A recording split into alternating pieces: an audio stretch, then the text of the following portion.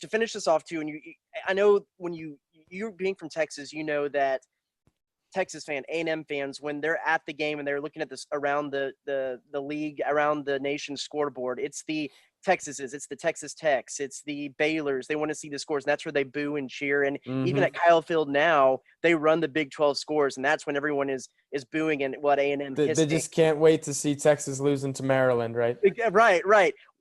Now that you've moved out further into SEC country, how ingrained now has A&M become to the fans out there as they're one of us now? They're part of it, or does it still seem like there's a divide there? Because I know there's a lot of talk about, well, A&M needs to play Texas because that's their only real rival. You can argue that something's brewing with LSU, but they don't really have those SEC rivalries yet. Yeah. What is the Mississippi State's fan take on Texas A&M and how ingrained they are into the SEC culture now? I think that game matters to Mississippi State fans, honestly, from what I've seen.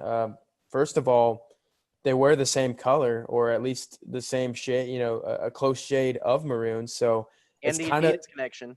And the Adidas connection as well. So I think, some of those games have been good. I know the one last year, A&M kind of piled it on there and put up a lot of points. But the one before that kind of came down to the wire in 2018, which is the first time I met Alex, by the way.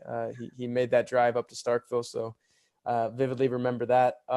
Yeah, it's a game that matters to Mississippi State because they know, let's face it, Mississippi State and maybe A&M is just a step up from that, but they're kind of middle-tier teams in that SEC West right now. So they know that's a gettable game. And, any game that's gettable in the SEC West, you really want to win that one.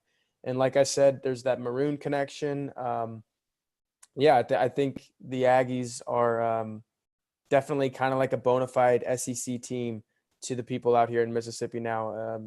I know when Jimbo Fisher was hired, it mattered to Mississippi State fans because they want to know, okay, is this going to take A&M to the top of that SEC West? Is this going to become a game that we can't win anymore?